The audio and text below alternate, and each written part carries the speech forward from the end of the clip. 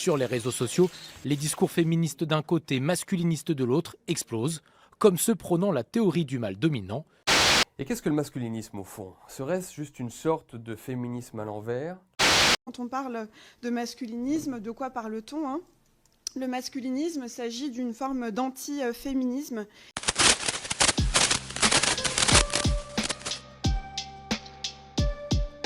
On oppose souvent à tort le masculinisme au féminisme. Mais quelle erreur! J'aurais pensé qu'avec la popularité croissante de ce terme dans les recherches Google, plus 800% en 2025 quand même, l'opinion générale aurait bien compris maintenant que le masculinisme n'est pas un contre-féminisme. Le masculinisme s'apparente plus à une sorte de néo-racisme, puisqu'il s'attaque à tout ce qui n'est pas comme lui.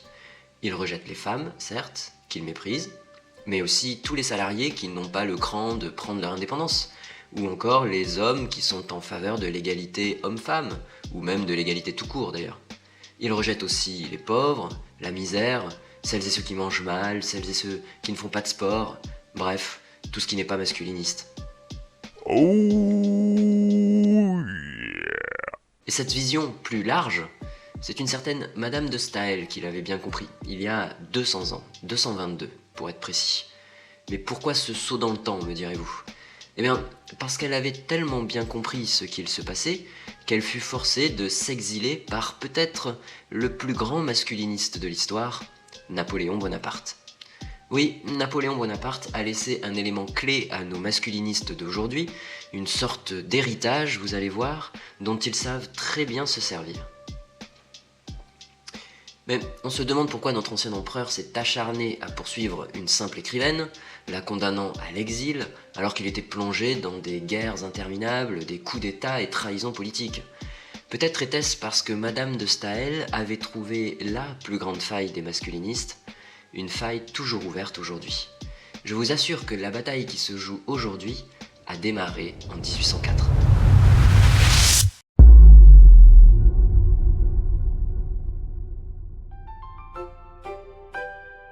Madame de Staël a-t-elle un nom? Oui, elle s'appelle en réalité Anne-Louise Germaine Necker et elle est née en 1766. Si le nom de Necker vous rappelle quelque chose, c'est que son papa était le ministre des Finances sous Louis XVI. Une belle époque pour la France, hein. Ça devait être sympa d'être ministre des Finances en pleine Révolution française. Mais revenons-en à sa fille, Germaine Necker, qui grandit donc avec la politique, évidemment. Et sa mère lui a octroyé de son côté une éducation littéraire. Donc très vite, la jeune fille qui deviendra Madame de Staël en épousant le baron de Staël, l'ambassadeur du roi de Suède à la cour de France,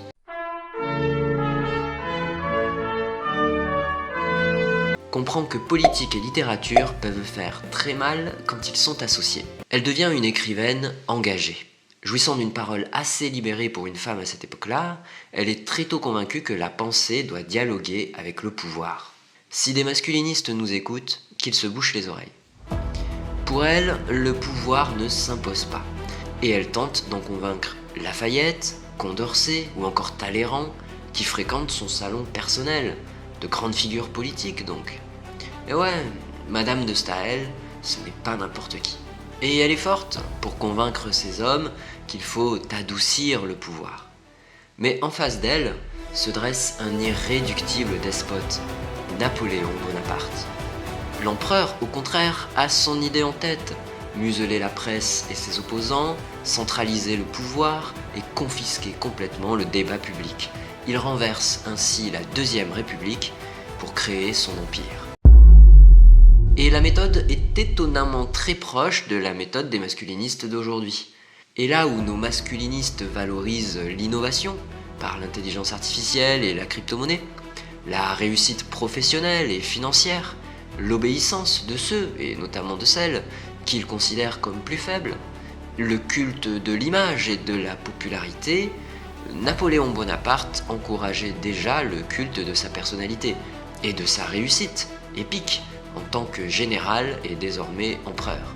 Il encourageait la discipline et l'autorité, le pouvoir centralisé et incarné. Il y a comme un air de ressemblance, non?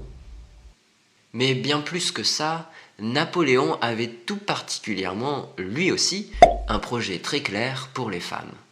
Il a donné aux masculinistes d'aujourd'hui une arme redoutable.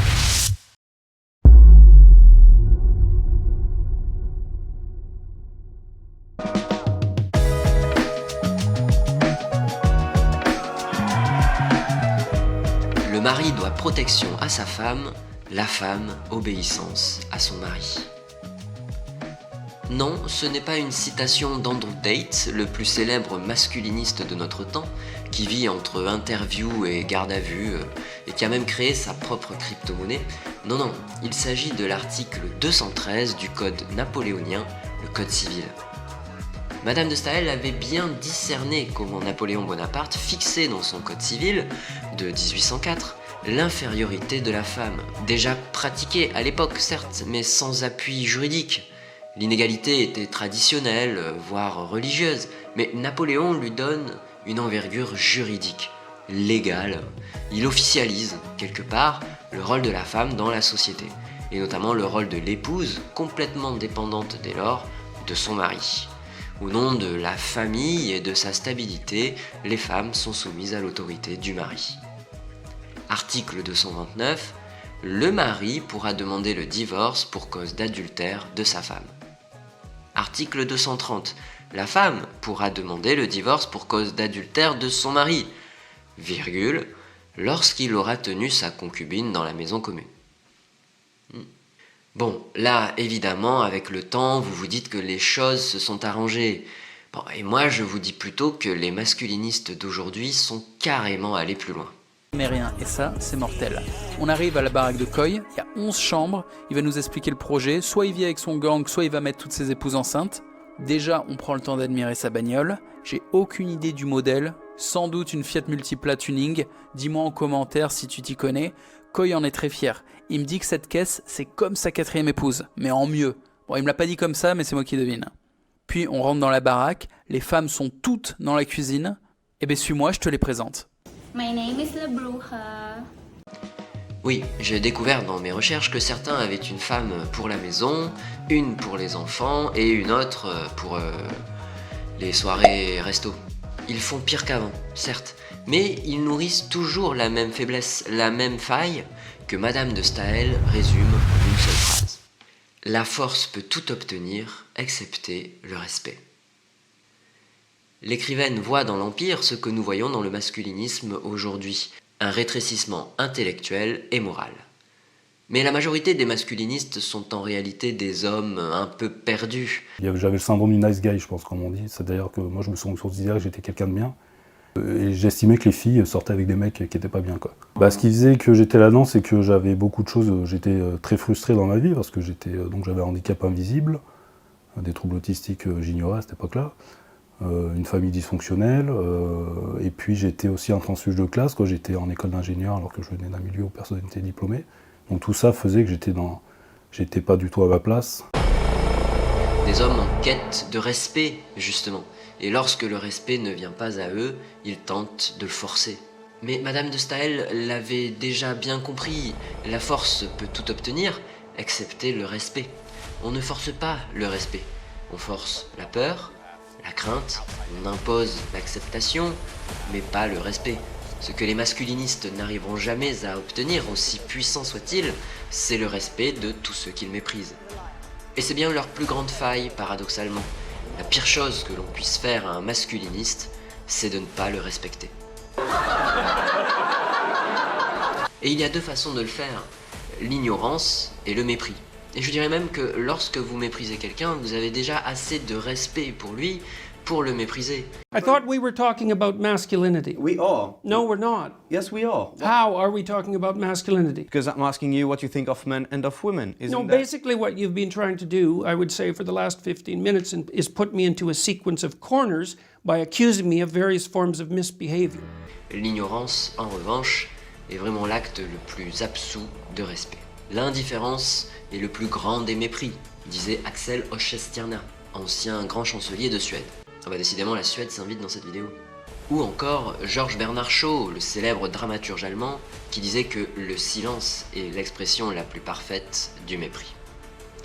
Si les masculinistes sévissent plus fort sur les réseaux sociaux, c'est bien parce que ceux-ci adorent le bruit, la polémique, en bien ou en mal. Pourtant, la meilleure arme contre eux, c'est de les ignorer. Ah, alors pourquoi faire une vidéo sur le masculinisme s'il vaut mieux ne pas en parler? Eh bien parce que depuis quelque temps, il semblerait que les masculinistes les plus extrêmes ne cherchent même plus le respect. Pire que ça, ils se dévorent entre eux, sans respect les uns pour les autres.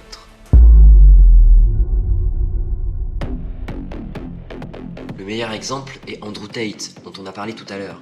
Vous savez, les masculinistes fans de crypto-monnaies, eh bien, Andrew Tate a annoncé qu'il créait la sienne.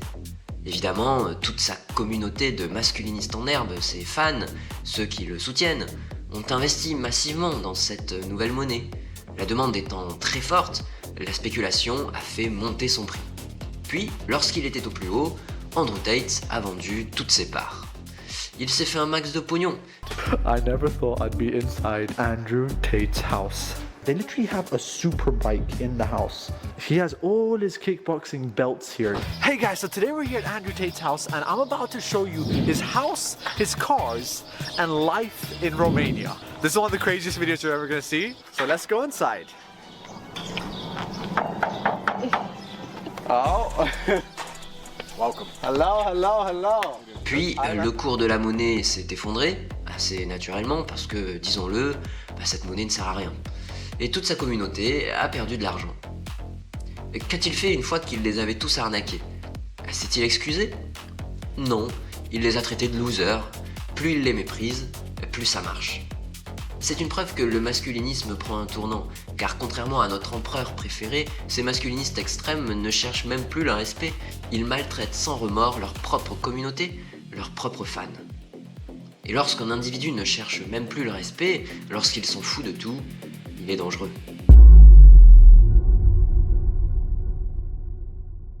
Heureusement pour nous, tout le monde n'est pas Andrew Tate, et à force de manquer de respect à tout le monde, c'est la loi qui le rattrape. Trafic d'êtres humains en Roumanie, bagarre en bande organisée, incitation à la violence. Andrew Tate est riche, certes, mais il n'a pas beaucoup de fenêtres de tir pour en profiter car il fait régulièrement des séjours en prison.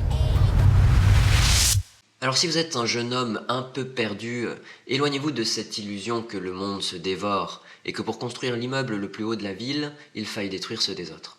Au contraire, se mélanger à la foule, s'investir dans un projet collectif, transmettre et permettre à d'autres d'apprendre, aider, débattre, appartenir, font la richesse d'une vie que les masculinistes, eux, ne connaîtront jamais. Et si vous êtes un solitaire, réfugiez-vous dans l'écriture pour nous partager votre message. Pour ça, je vous donne rendez-vous sur le podcast 6ème de couverture qui a l'audace d'aider les auteurs et autrices à captiver leur public.